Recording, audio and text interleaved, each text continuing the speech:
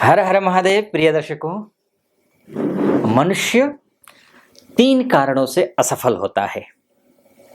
पहला कारण, लक्ष्य को प्राप्त किए बिना उसे बीच में ही छोड़ देना, पहला कारण। दूसरा कारण, लक्ष्य प्राप्ति की शुरुआत ही न करना। और तीसरा कारण है, कर्म करने के बाद भी भाग्य का साथ न मिलना। ये 3 कारण हैं जिसकी वजह से व्यक्ति असफल होता है। और 1 मई 2024 से आपका भाग्य आपका कितना साथ देगा, इस विषय पर मैं डिटेल में चर्चा करूंगा। और इस वीडियो में चर्चा कुंभ राशि की होगी। 2024 का सबसे बड़ा बदलाव आपके लिए अर्थात कुंभ राशि वालों के लिए होने जा रहा है, क्योंकि आपके भविष्य पर अभी जो लड़खड़ाया हुआ है, असमंजस बना हुआ है, उस पर भविष्य के डर पर पूर्ण विराम लगा देगा। क्योंकि देवगुरु बृहस्पति 1 मई 2024 को दोपहर 2:29 पर वृषभ राशि में गोचर करेंगे और ये 14 मई 2025 तक इसी राशि पर विराजमान रहेंगे। इसके साथ ही जिस दिन 1 मई को गोचर करेंगे वृषभ राशि में और 3 मई से अस्त हो जाएंगे। फिर अस्त होने का क्या फल होगा? 1 महीने के लिए अस्त है 3 जून तक, उसका क्या फल होगा, इस पर भी डिटेल में चर्चा करेंगे।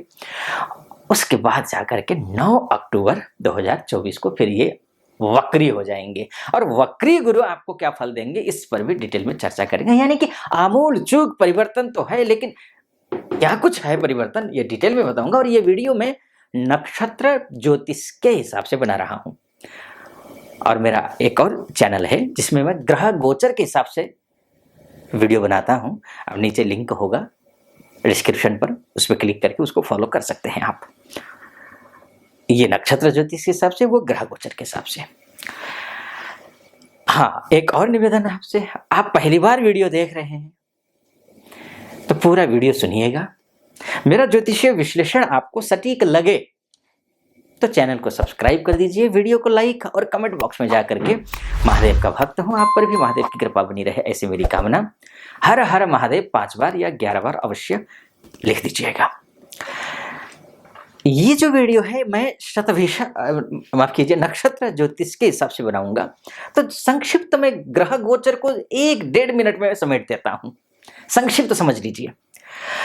कुंभ राशि के हिसाब से जो गुरु का परिवर्तन है वो आपकी राशि से कर्मस्थ चतुर्थस्थ गुरु हो जाएगा। चतुर्थस्थ गुरु सीधा कर्म भाव को देखेगा, यानी कि आपका मान को, सम्मान को, पद को, प्रतिष्ठा को, पैसे को, इंटरव्यू को या फिर प्रमोशन को, बॉस के साथ रिश्तों को, कलीग के साथ रिश्तों को, जॉब चेंज करना चाह रहे हैं उसके लिए भी, पिताजी के स्वास्थ्य के लिए भी शानदार है, अद्भुत है, अविश्वसनीय है। इतना कुछ बदल जाएगा, आपको लगेगा कि वाकई में इससे पहले तो इतना कुछ बदलाव हुआ नहीं था, वाकई में गुरु काम कर रहा है, आप महसूस करोगे।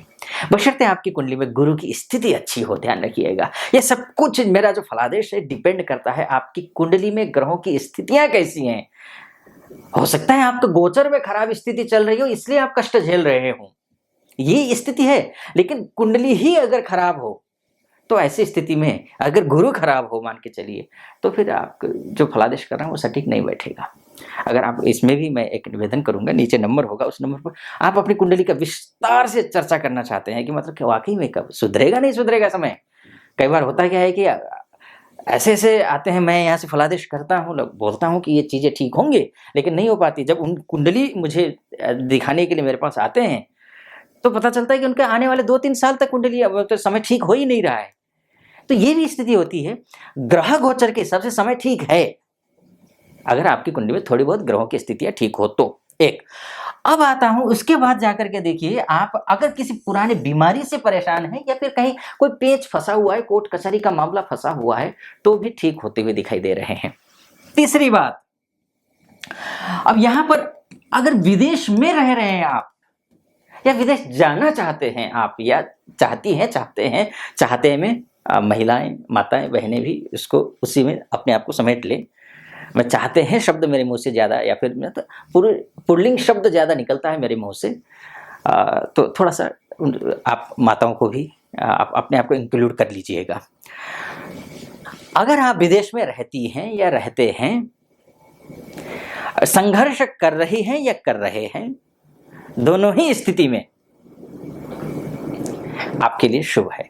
चाहे वीजा को लेकर इश्यू आ रहा हो, चाहे ग्रीन कार्ड को लेकर, चाहे पीआर को लेकर के, चाहे जॉब को लेकर के, चाहे बिजनेस को लेकर के, चाहे फाइनेंस को लेकर के, चाहे कुछ जॉब चेंज करना चाहते हैं या फिर जॉब नहीं मिल पा रही है, इन सब के लिए सब शुभ समय है। ये जो 1 साल है ना, आपके लिए बहुत शानदार है। और जो यहाँ रह रहे हैं, वो जाना चाहते हैं, उनके लिए भी अद्भुत है।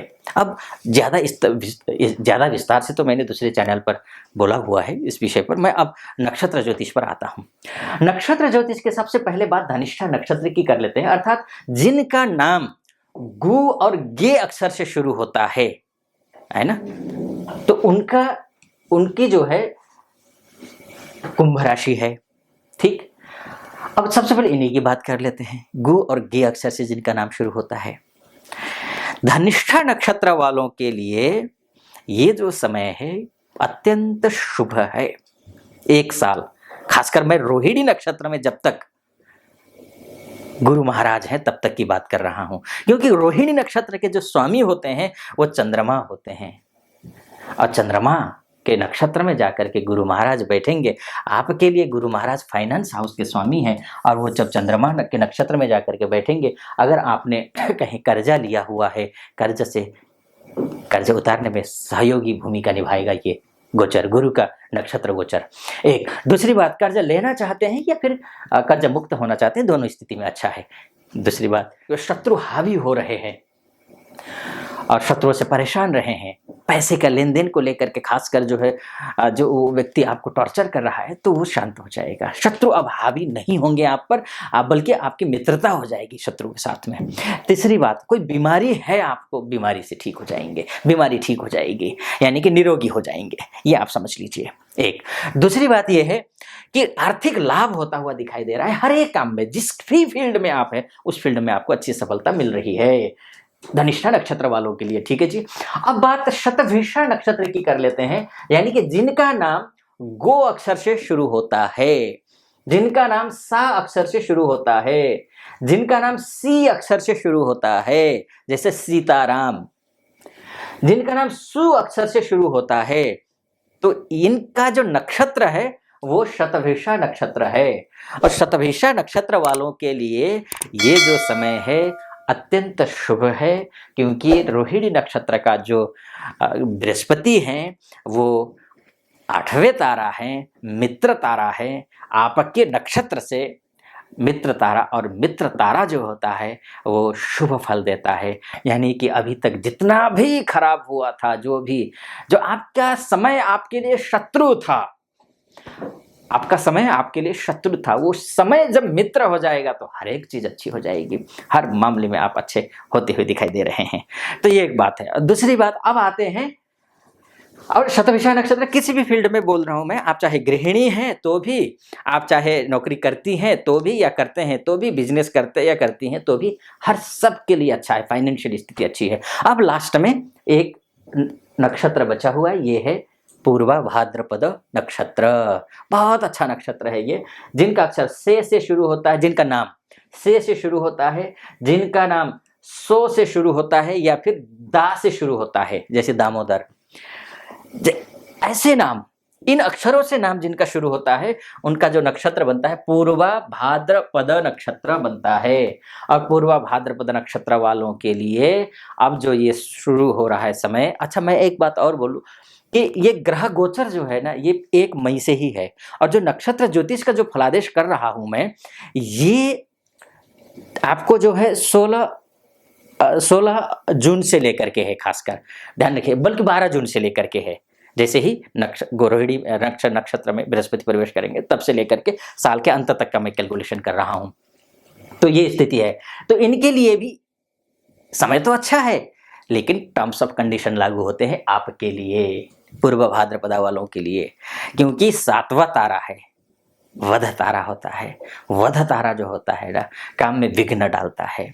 अर्थात आप धनिष्ठा और शतभिषा वालों की तरह बेफिक्र नहीं हो सकते हैं। आपको सतर्कता बरतनी है, अनावश्यक रूप से खर्चा नहीं करना है, सावधानी बरतनी है। पैसे तो आ रहे हैं, काम भी बनेंगे, नौकरी अच्छी होगी, जॉब प्रमोशन भी संभावनाएं दिखाई दे रही हैं, बिजनेस अच्छा कर रहे हैं, खराब चल रहा हो तो अच्छा चलेगा, पैसा आएगा, रुका हुआ पैसा आएगा। विद्यार्थी वर्ग विदेश जाना चाहते हैं, उनके लिए भी अच्छा, सब कुछ अच्छा है, लेकिन विघ्न बाधा के बिना संपन्न नहीं होगा।